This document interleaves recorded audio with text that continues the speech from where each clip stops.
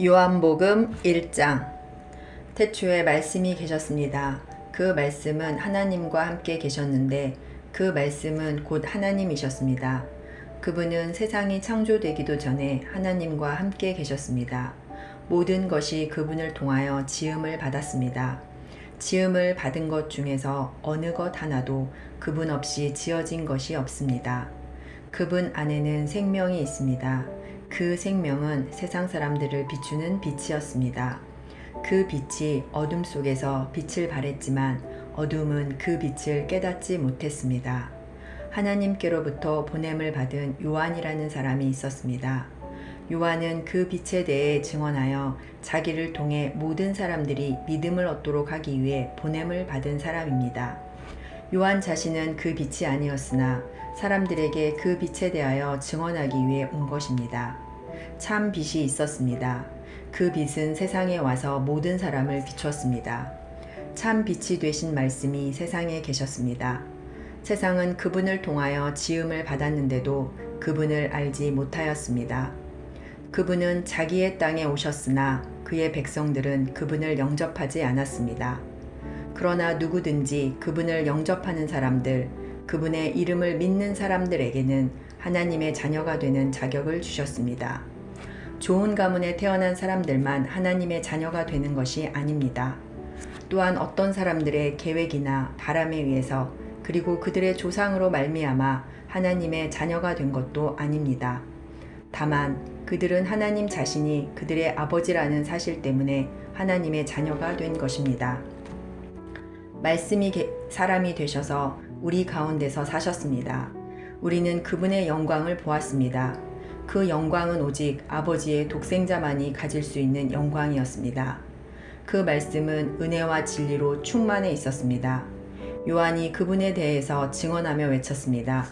내가 전에 내 뒤에 오시는 분이 계셨는데 그분이 나보다 더 위대하신 것은 내가 태어나기 전에 존재하셨기 때문이다 라고 말했는데 이분이 바로 내가 말한 그분이다. 그분의 충만하신 것에서 우리 모두는 넘치는 은혜를 받았습니다. 그것은 율법이 모세를 통해 주어졌지만 은혜와 진리는 예수 그리스도를 통하여 왔기 때문입니다. 지금까지 하나님을 본 사람은 아무도 없었습니다. 그러나 하나님이시며 아버지 곁에 계시던 독생자이신 분이 우리에게 하나님이 어떤 분이신지를 알려주셨습니다. 요한이 증언한 내용은 이렇습니다. 예루살렘에 사는 유대인들이 제사장과 레위인 몇 사람을 요한에게 보내어 당신은 누구십니까? 라고 묻게 했습니다. 요한은 그 질문에 거절하지 않고 대답했습니다. 그는 분명하게 말했습니다. 나는 그리스도가 아닙니다. 그러자 그 사람들이 요한에게 물었습니다. 그럼 도대체 당신은 누구십니까? 엘리야입니까? 요한이 대답했습니다. 아니요, 나는 엘리야가 아닙니다. 그러자 그 사람들이 물었습니다. 장차 오시기로 한 그 예언자입니까? 요한은 또 대답했습니다. 아닙니다. 그러자 그들이 요한에게 말하였습니다. 그렇다면 당신은 누구십니까? 우리는 우리를 보낸 사람들에게 보고해야 합니다. 대답해 주십시오. 당신은 자신을 무엇이라고 생각하십니까? 요한은 그 사람들에게 이사야 선지자의 말씀을 인용하여 대답했습니다. 나는 광야에서 주님을 위하여 길을 곱게 만들어라 하고 외치는 사람의 소리입니다. 보냄을 받은 유대 사람들 중에는 바리새인이 보낸 사람이 있었습니다. 그 사람들이 요한에게 물었습니다. 당신이 그리스도도 아니고 엘리야도 아니고 예언자도 아니라면 왜 사람들에게 세례를 줍니까? 요한이 대답했습니다. 나는 사람들에게 물로 세례를 줍니다. 그러나 여러분 가운데 여러분이 알지 못하는 한 사람이 서 계십니다. 그분은 내 뒤에 오시는 분이지만 나는 그분의 신발끈을 풀 자격도 없는 사람입니다. 이 모든 것은 요한이 세례를 주던 요단강 동편 베다니에서 일어난 일이었습니다. 다음 날 요한은 자기에게 오시는 예수님을 보고 이렇게 말했습니다. 보십시오. 세상 죄를 지고 가시는 하나님의 어린 양이십니다. 이분이 바로 내가 내 뒤에 오시지만 그분이 나보다 더 위대하신 것은 내가 태어나기 전에 존재하셨기 때문이다 라고 말했던 분입니다. 나도 이분이 누구신지를 알지 못했습니다. 그러나 내가 물로 세례를 주러 온 이유는 이분을 이스라엘 백성들에게 알리기 위해서입니다. 또 요한이 증거했습니다. 나는 성령께서 비둘기처럼 하늘로부터 내려와 그분 위에 머물러 계신 것을 보았습니다. 나 역시 그분이 그리스도이신 것을 알지 못하였습니다. 그러나 나를 보내어 물로 세례를 주라고 하신 분이 너는 그 어떤 사람에게 성령이 내려와 그 위에 머무르는 것을 보면 그 사람이 성령으로 세례를 주실 바로 그분인 줄 알아라 하고 말씀하셨습니다. 나는 그분이 하나님의 아들이신 것을 보았고 그분이 바로 하나님의 아들이라고 증언하였습니다. 그 다음 날 요한은 제자 두 사람과 함께 다시 그 자리에 서 있었습니다. 그는 예수님께서 지나가시는 것을 보고 말했습니다. 보아라, 하나님의 어린 양이시다. 제자 두 사람은 요한이 이렇게 말하는 것을 듣고 예수님을 따라갔습니다.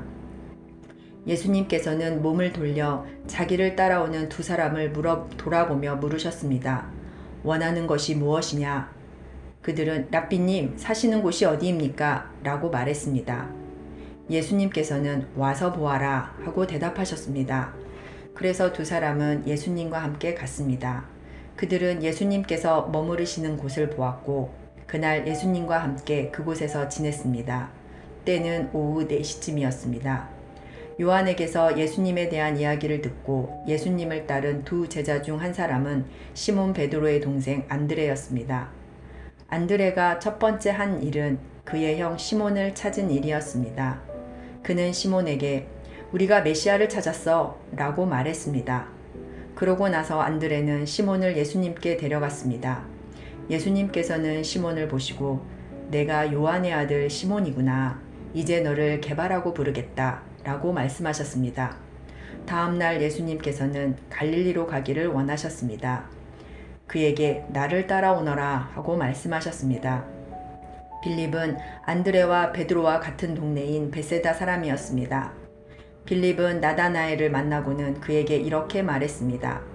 모세가 율법책에 썼고 예언자들도 기록한 그분을 우리가 찾았다. 나사렛 사람 요셉의 아들 예수님이 바로 그분이시다. 그러나 나다나엘은 빌립에게 나사렛에서 뭐 좋은 것이 나올 수 있겠는가? 라고 말했습니다. 빌립은 와서 보아라 하고 대답했습니다.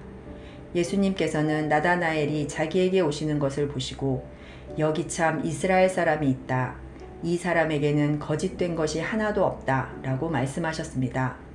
나다나엘은 예수님께 저를 어떻게 하십니까? 하고 물었습니다. 예수님께서 대답하셨습니다. 빌립이 너를 부르기 전 내가 무화과 나무 아래에 있는 것을 내가 보았다. 나다나엘은 예수님께 선생님, 당신은 하나님의 아들이시며 이스라엘의 왕이십니다. 라고 대답했습니다. 예수님께서는 나다나엘에게 내가 무화과 나무 아래에 있는 것을 내가 보았다고 말해서 나를 믿느냐? 그러나 너는 그것보다 더 큰 일을 보게 될 것이다. 라고 대답하셨습니다. 그리고 그들에게 내가 너희에게 진리를 말한다. 너희는 하늘이 열리고 하나님의 천사들이 인자 위에서 오르락 내리락 하는 것을 보게 될 것이다. 라고 말씀하셨습니다. 요한복음 2장 3일째 되던 날에 갈릴리에 있는 가나라는 마을에서 결혼식이 열렸습니다.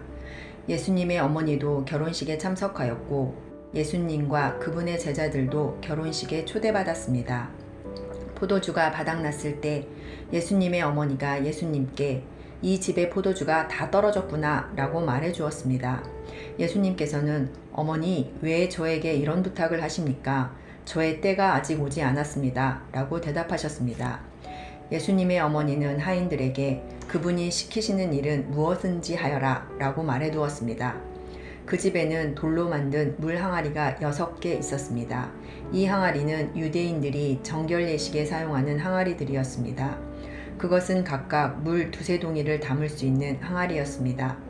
예수님께서 하인들에게 항아리에 물을 채워라 라고 말씀하셨습니다. 하인들은 항아리에 물을 가득 채웠습니다. 그러나 예수님께서는 그들에게 자, 이제 그것을 퍼다가 잔치를 주관하는 사람에게 갖다 주어라 하고 말씀하셨습니다. 하인들은 물을 떠서 잔치를 주관하는 사람에게 갖다 주었습니다. 하인이 떠다 준 물을 잔치를 주관하는 사람이 맛보았을 때 그 물은 포도주가 되어 있었습니다. 그는 그 포도주가 어디서 난 것인지 알지 못하였지만 물을 가져온 하인들은 알고 있었습니다. 잔치를 주관하는 사람은 신랑을 불렀습니다. 그리고 그에게 사람들은 항상 처음에 좋은 포도주를 내놓고 손님들이 취한 다음에는 값싼 포도주를 내놓는 법인데 당신은 지금까지 가장 좋은 포도주를 보관하고 계셨군요. 하고 말하였습니다. 예수님께서는 이 첫 번째 표적을 갈릴리 가나에서 행하셨으며 거기서 그의 영광을 보여주셨습니다. 그러자 그의 제자들이 그를 믿게 되었습니다.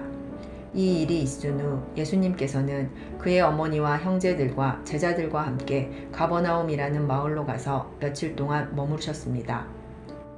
유대의 명절인 유월절이 가까워 오자 예수님께서는 예루살렘으로 올라가셨습니다. 예수님께서는 성전 뜰 안에서 소와 양과 비둘기를 팔고 있는 사람들과 또 상에 앉아서 돈을 바꿔주는 사람들을 보셨습니다. 예수님께서는 끈으로 채찍을 만들어 양과 소를 비롯하여 모든 짐승을 성전 뜰에서 쫓아내셨습니다. 예수님께서는 돈 바꾸는 사람들의 상을 뒤엎으시고 그 사람들의 돈을 흩트리셨습니다. 그리고 비둘기를 파는 사람들에게 명령하셨습니다. 이것들을 여기서 치워라. 내 아버지의 집을 시장터로 만들지 마라. 이때 제자들은 성경에 주님의 집에 대한 나의 열심이 불처럼 나를 삼켜버렸다 라고 기록된 것을 생각하였습니다. 유대인들은 예수님께 당신은 당신에게 이런 일들을 행할 권리가 있다는 것을 증명할 무슨 표적을 행할 수 있습니까? 하고 물었습니다. 예수님께서는 이 성전을 허물어라. 그러면 내가 3일 만에 이것을 다시 세우겠다 라고 대답하셨습니다. 그러자 유대인들은 이 성전을 건축하는데 46년이 걸렸는데 당신이 3일 만에 다시 세우겠다는 겁니까? 라고 반문했습니다. 그러자 예수님께서 말씀하신 성전은 그분 자신의 몸을 가리키는 것이었습니다. 예수님께서 죽은 자들 가운데서 부활하신 후에 그분의 제자들은 예수님께서 이렇게 말씀하신 것을 기억하였고 그들은 성경과 예수님께서 하신 말씀을 믿었습니다. 예수님께서 예루살렘에 계시는 유월절 기간 동안 많은 사람들이 그분이 행하시는 표적을 보고 예수님을 믿었습니다. 그러나 예수님께서는 모든 사람을 알고 계셨기 때문에 자기 자신을 그 사람들에게 맡기지 않으셨습니다. 예수님께서는 사람들의 마음속에 무엇이 들어있는지 알고 계셨기 때문에 사람에 대해서 그 어느 누구의 증언이 필요 없었습니다.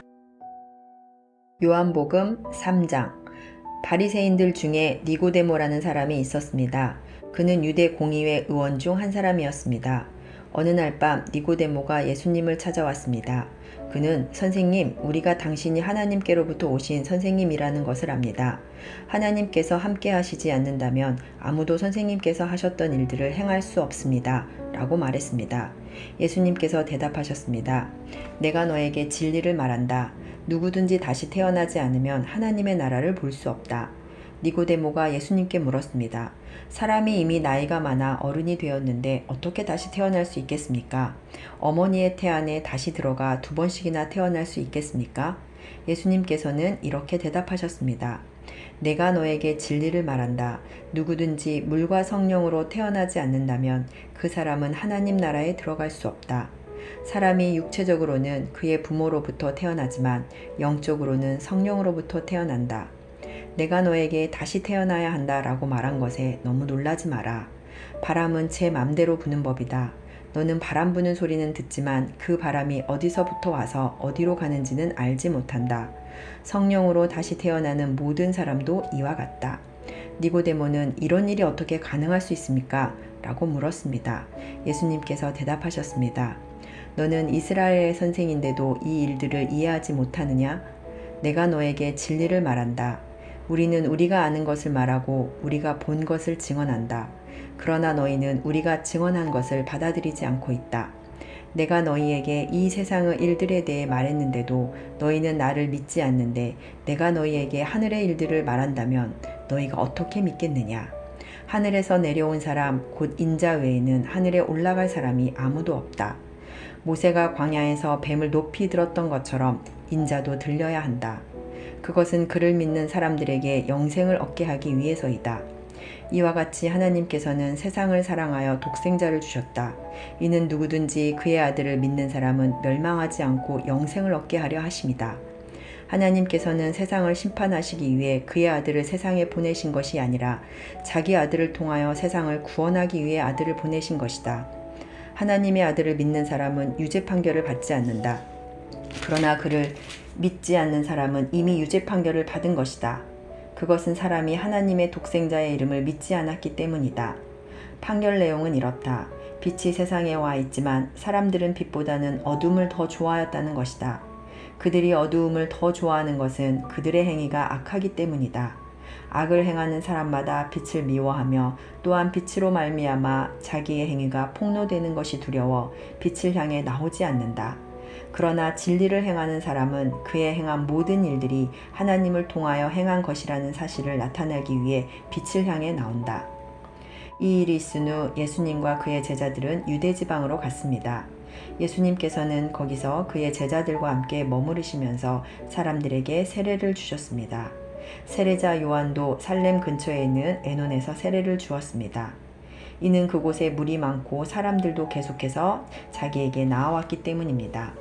이때는 요한이 아직 감옥에 갇히기 전이었습니다. 요한의 제자들 중 몇 사람과 유대인 사이에 정결예법에 대한 논쟁이 벌어졌습니다.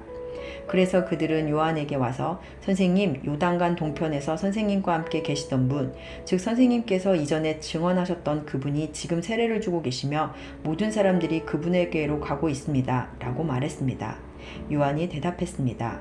하늘에 하나님께서 주지 않으시면 사람은 아무것도 받을 수 없다. 너희들은 나는 그리스도가 아니며 그분보다 앞서 보냄을 받은 사람이다 라고 말한 것을 들은 증인들이다. 신부의 주인은 신랑이다. 신랑을 기다리며 그가 오는 소리에 귀를 기울이는 신랑의 친구는 신랑의 소리를 듣고 대단히 기뻐한다. 나의 기쁨도 이와 똑같은 것이다. 나의 기쁨이 이제 이루어졌다. 그분은 점점 더 위대해질 것이고 나는 점점 더 사람들의 관심에서 멀어지게 될 것이다. 위로부터 오신 분은 모든 것 위에 계신 분이다. 땅으로부터 온 사람은 땅에 속하여 땅의 일을 말한다. 그러나 하늘로부터 오신 분은 모든 것 위에 계신 분이다. 그분은 그가 보고 들었던 것을 증언하신다. 그러나 아무도 그분의 증언을 받아들이지 않는다. 그분의 증거를 받아들이는 사람은 하나님이 참되신 분이라는 사실을 인정한다. 하나님께서 보내신 그분은 하나님의 말씀을 전하신다. 하나님께서는 그분에게 성령을 한없이 주셨다. 아버지는 아들을 사랑하셔서 모든 것을 그의 손에 맡기셨다. 아들을 믿는 사람은 영생이 있지만 아들을 거역하는 사람은 생명을 보지 못하고 도리어 그에게 하나님의 진노가 있을 것이다.